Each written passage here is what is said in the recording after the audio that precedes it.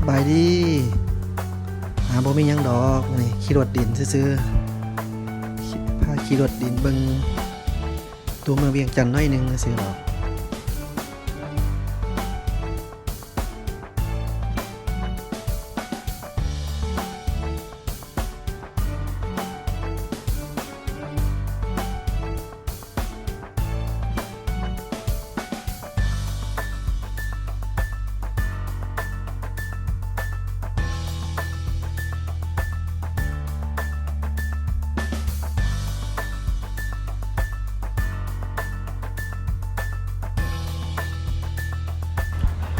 มื้อนี้ถนนปลอดโปร่งเนาะอยู่เวียงจันทน์ถนนปลอดโปร่ง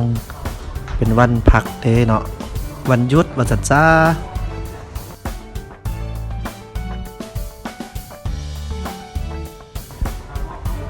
อันนี้มันตึกราชวงศ์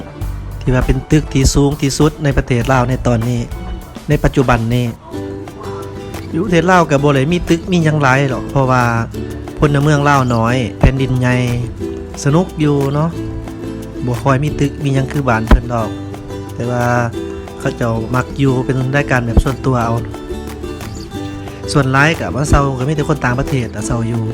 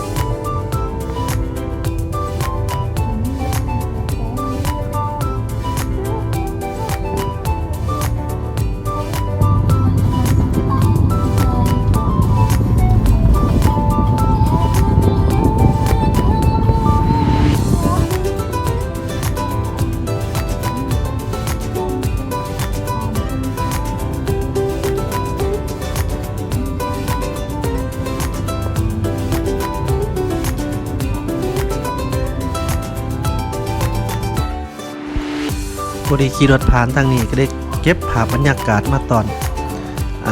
พี่น้องเนาะมาตอน FC ทุกท่าน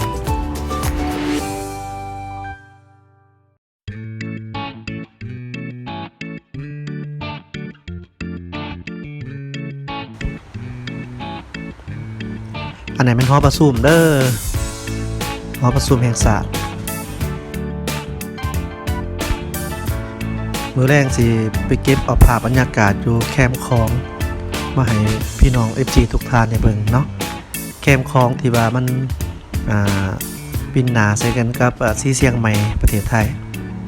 คนหลายเนาะคนไปดินหลายงามอีก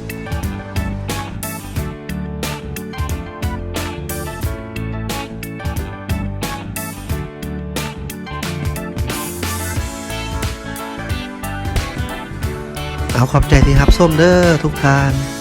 แล้วพบกันใหม่คลิปหน้าเนาะบาย